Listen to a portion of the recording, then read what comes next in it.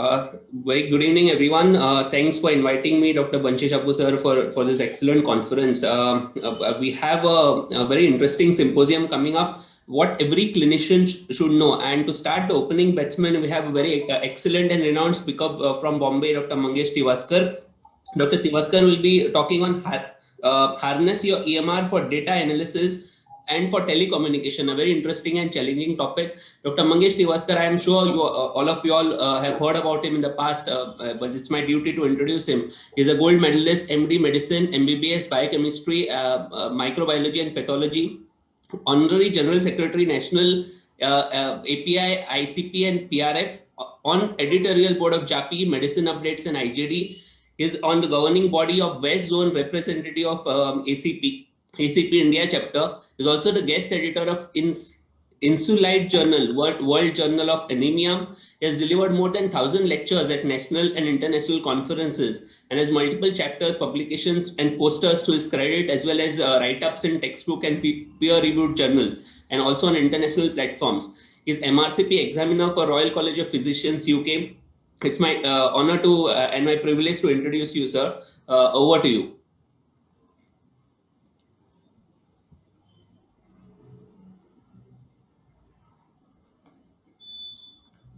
Good afternoon, everybody, and thank you for those kind words of introduction. Thank you, Dr. Bansi, Dr. Hardik, and the entire team DICON for giving me this opportunity to talk to you about something very important in the current day-to-day, that is telemedicine, especially harnessing your EMR data to practice safe telemedication. So in next 15 or 20 minutes, I'll try and cover the current reality of the telemedicine in India and what are the future possible scopes. Thank you, friends, for joining us on this unique adventure, and I wish you all a very Merry Christmas and a very Happy New Year. Now, this is a current reality of the telemedication, and this is an Outlook 2019 publication, which says that India's telemedicine market is growing immensely, and it is impacting the international economy in the terms of growth rate, revenue, market share, and size. And mostly in India, it is making a value.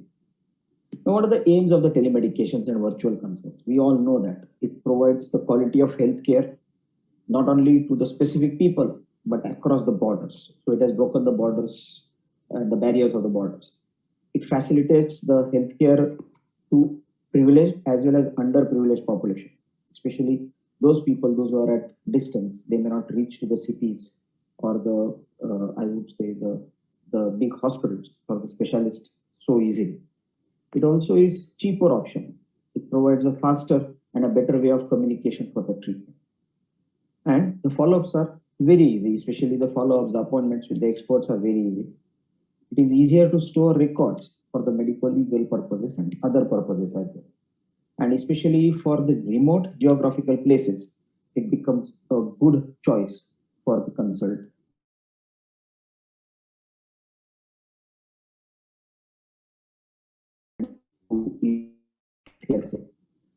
We all are aware that WHO recommends the doctor population ratio to be 1 in every 1,000 population. But unfortunately, the current doctor population in India is 0.62,000. And we have to understand that training new healthcare providers or the physicians is not only a daunting task economically, but time-wise, it's a long time investment. So in this current COVID scenario, it becomes pivotal that this deficit needs to be addressed effectively. And one of the classical modes is by practicing telemedicine. So what actually telemedicine? Telemedicine is a part of a whole telehealth concept. Now, what is this telehealth concept? It has, three distinct areas: telemonitoring, telemedicine, and teleeducation. And then we have got subsets which are important for us. Let's talk a bit about today teleconsult, telediagnosis, and teletreatment. We all know that telemedication means healing from the distance. And WHO has adopted few of the descriptions of the telemedicine, that it is being a delivery of healthcare services, where what we mean is telehealth or telehealing is that the distance is a critical factor. And it can be practiced by all the healthcare professionals, using a good information and communication technologies in exchange of valid information for diagnosis, treatment, prevention of the diseases, injuries, and the research and evaluations and the treatment options. It also helps to continue the medical education to healthcare providers, those who are interested in advancing the telehealth to the individuals and their communities. Now, what we do currently is what we call it as virtual consult. And virtual consult is a continuous process of getting medical opinion without visiting the specialist in person. This is the only difference actually between an actual consult and a virtual consult. And this allows physician to start interacting with the patients, either to the patients or also with the other physician or the other specialist. So in between the specialists also, there can be a virtual consultation. There are 5 different basic types of telemedicine that we know. First is, first part is according to the timing of the information transmitted. First is real-time or synchronized telemedicine, where you actually are in direct contact with the patient or the specialist in real time, and it's in a live transfer of information. Then there is a store and forward, or there can be what we call it as an asynchronized telemedicine, where the data is sent to the specialist and then the specialist stores it, reads it, and at his or her own leisure time responds to it and sends it back to the consumer. That becomes a asynchronized telemedicine. And then of course, there could be a remote monitoring type of telemedicine, what the patients they usually do, and what we call it as by wearing the gadgets or doing an using the different ways of monitoring, self-monitoring, like blood pressure monitoring or blood glucose monitoring or blood ketone monitoring, all those things. Then there is a part which is according to the interaction between the individuals which are involved. So it can be between the healthcare professional and healthcare professional. And also it can be between healthcare professional and the patient as being a consumer. Now there are various ways of offering telemedicine.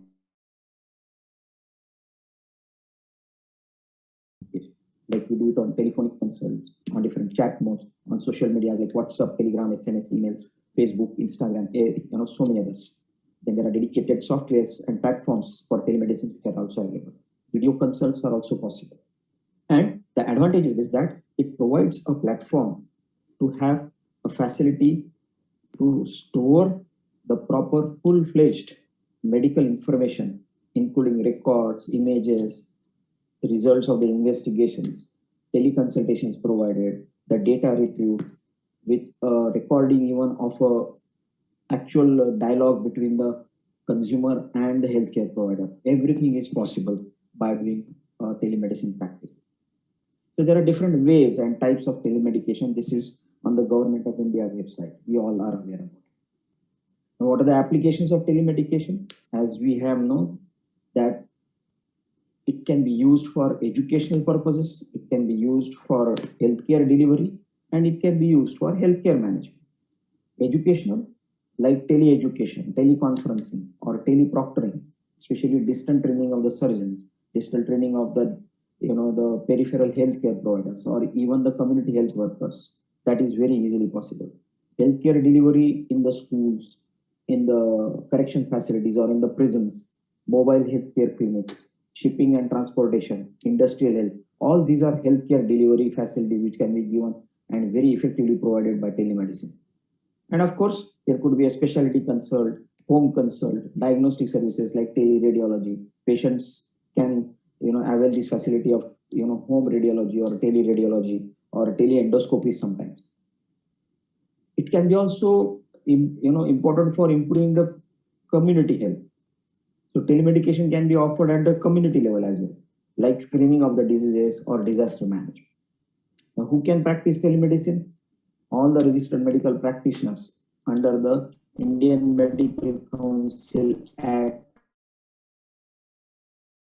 1956 can practice telemedicine provided they qualify the prerequisites. So now you'll ask me, what are the prerequisites? MCI is currently in a process of developing, I would say, an online telemedication course to ensure the uniformity of the telemedicine practice. Now, once this course is developed, it will be mandatory for all the registered medical practitioners to take this course within the 3 years of its notification. And it will be compulsory for the RMP who wishes to teleconsult to have taken this course. As on date, RMPs can teleconsult provided that they follow the guidelines which are there on the healthcare portal of Ministry of Health and Family Welfare. There are a few pros of telemedicine. What are the pros or advantages? We all have discussed about it, that it gives access to the healthcare services in remote areas. They are very, very important to empower patients, especially to access the specialist, those who are staying, those who are away from their geographical areas. They provide an opportunity to reduce the healthcare spending, even the spending on travels and the consultation fees as well, or the time which is taken, which saves the time of the patient as well as the caregiver. And at one time, he can consult different specialties. It is easier for him or her to consult and access different specialties irrespective of their location. So the patient can still sit at home and consult different specialists at one time. Patients can engage their HCPs more frequently, so they can consult them more, they can talk to them more frequently, which improves the doctor-patient relationship also. And the follow-up can be better. But overall, remember that telemedication has got a huge potential to provide a better service care for the masses. But then there are some disadvantages. Now, what are the disadvantages? We have to understand it, that it will definitely require some infrastructure and tech savviness. So it will require a technical training. It reduces the direct interaction. Sometimes the touch and the face-to-face consult is missing, which is very important sometimes. Telemedication currently is not standardized. So everybody practices as or he or she understands. It is not included currently in the medical curriculum for the training of the upcoming doctors and upcoming medical specialties. So that is the reason why there is a lot of ambiguity regarding the responsibilities, negligence, privacy policies, confidentiality, security of the patient, patient information, treatment options, everything. There are no clarities currently available for the medico-legal challenges and medico-legal issues. There are few, but then they are not too clear. And most importantly, currently telemedication is not a reimbursable situation. So point to note that there are all these points which are discussed on the Ministry of Family and Health Welfare and Department of Health Information Technology. And the government of India has already started utilizing these challenges. So the what are the medico-legal challenges which are going, likely to be there with the medication, especially the telemedication, is the doctor-patient relationship challenges. So patients have to have a trust in the doctor, and the doctors also have to have trust in the patient. In a few situations, informed consent is mandatory. Ideally, informed consent is mandatory for every possible consult, but especially in this teleconsult practice, especially when the patient is unknown, or there are a few other special situations, there is a possibility that an informed consent might be mandatory. So there are possibilities of malpractice and liabilities. This has also to be important. Privacy is very important. There are a few rights of the patients according to the medical law, and all these things have been done by the medical legislation and law schools, and the laws are also available for all of us to read on the Journal of Law Health website. And of course, there are reimbursement challenges as we discussed. What are the laws in India applicable to telemedication? Telemedicine is applicable, the law which is applicable under what we call it as a law of communication and information technology. It has been recognized by the government of India. And presently the laws applicable to the telemedications in India are the laws of governing the medical profession and the information technology. But then there are few laws which are going to come up. And those laws, I'll just tell you very shortly what are those laws which are going to come. Like the Drug and Cosmetic Act 1940, the Drug and Cosmetic Rules 1945, Indian Medical Council Act 1956, Indian Medical Council Ethics and Regulation Act 2002, Clinical Establishment Act 2010, and there are laws related to the information and technology. So points to remember when you practice telemedicine. is that telemedicine involves constant exchange of information between patient and the service providers. Patient's personal information, such as medical history, physiological condition, is considered to be a very sensitive data. So this needs a protection under SPDI, that is a sensitive data protection. Remember that these rules are applicable. When a corporate body collects, stores, and transfers or processes such information, certain requirements are triggered, especially the privacy requirements are triggered, and we need to be very, very careful of. Patient needs to be informed about the data transfers, especially the data being collected. And when the third parties they collect the data, it is mandatory for them to inform the patient. And this is also needed for all the corporates to follow this rule. Few questions which are usually asked are that do I need to keep a screenshot or the record to safeguard my teleconsulting practice? Yes, it is always good to keep a logs or the screenshots of your teleconsultations with the patient. So that helps you in building your EMR, that helps you to build up your phone logs, emails. RMPs should retain certain records, reports, documents. If you have a digital platform to store, if you have software to store this data, it is always good to store in this various platforms. It is very good. Now, the other question which is commonly asked, what are the drugs which can be prescribed by the telemedicine? Usually, currently, antibiotics can be prescribed, but then it is mandated that a clear documentation of the provisional diagnosis and a reason for the prescription of that particular drug is clearly mentioned on the paper. Hence, that specific nomenclature of Schedule H drug has been avoided. But then there are certain Schedule X drugs under the Cosmetic and Narcotic Acts and the Psychotropic Drugs Substance Act. Those cannot be prescribed. And the list of all the drugs which can be prescribed and which cannot be prescribed is available on the website of MCI as well as the Ministry of Health and Family Welfare. Go through it. Can I prescribe remotely is a common question which is asked. Of course, that is the reason why you have telemedication as a platform. It is important that the patients are well informed and the patients, they do have got a facility to generate this prescription printout. Sometimes the digital signatures or the signatures on facsimiles and various other digitalized signature patterns can be definitely accepted. What is the future?